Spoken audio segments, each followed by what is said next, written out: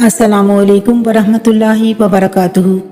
حضرت ابو ہریرہ رضی اللہ عنہ سے مروی ہے کہ حضور نبی اکرم صلی اللہ علیہ وآلہ وسلم ممبر پر تشریف فرما ہوئے تو 3 بار آمین آمین آمین کہا۔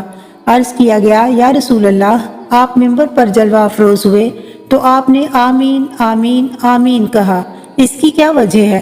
آپ صلی اللہ علیہ وآلہ وسلم نے فرمایا، جبرائیل علیہ السلام میرے پاس حاضر ہوئے اور کہنے لگے، جس شخص نے ماہ رمضان پایا اور اس کی مغفرت نہ ہو سکی اور وہ آگ میں گیا، اسے اللہ تعالیٰ اپنی رحمت سے دور کر دے۔ اے حبیب خدا، آپ آمین کہیے۔ اس پر میں نے آمین کہا۔ جس شخص نے ماں باپ دونوں کو پایا یا ان میں سے کسی ایک کو پایا اور ان کے ساتھ نیکی نہ کی اور مر گیا اور وہ آگ میں گیا، اللہ تعالیٰ اسے اپنی رحمت سے دور کر دے۔ اے حبیب خدا، آپ آمین کہیے۔ تو میں نے آمین کہا۔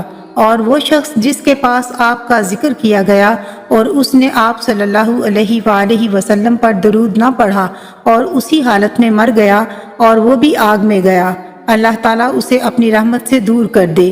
اے حبیب خدا، آپ آمین کہیے۔ تو میں نے آمین کہا۔ حضرت عبادہ بن صامت رضی اللہ عنہ سے روایت ہے کہ رسول اللہ صلی اللہ علیہ وآلہ وسلم نے ایک دن فرمایا جبکہ رمضان المبارک شروع ہو چکا تھا، تمہارے پاس برکتوں والا مہینہ رمضان آ گیا ہے، اس میں اللہ تعالیٰ تمہیں اپنی رحمت سے ڈھانپ لیتا ہے، چنانچہ وہ اس مہینے میں رحمت نازل فرماتا ہے، گناہوں کو مٹاتا ہے اور دعائیں قبول فرماتا ہے۔ اللہ تعالیٰ اس مہینے میں نیکی کی طرف تمہارے ایک دوسرے پر سبقت لے جانے کو ملاحظہ فرماتا ہے اور اپنے فرشتوں کے سامنے تم پر فخر فرماتا ہے، لہٰذا تم اپنی طرف سے اللہ تعالیٰ کی بارگاہ میں خیر کر کے دکھاؤ، کیونکہ بدبخت ہے وہ شخص جو اس ماہ رمضان میں اللہ تعالیٰ کی رحمت سے محروم کر دیا گیا۔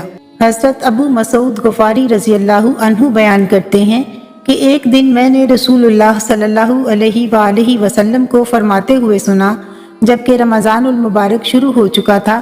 آپ صلی اللہ علیہ وآلہ وسلم نے فرمایا، اگر بندے یہ جانتے کہ رمضان المبارک کی حقیقت و فضیلت کیا ہے تو میری امت تمنا کرتی کہ پورا سال رمضان المبارک ہی ہو۔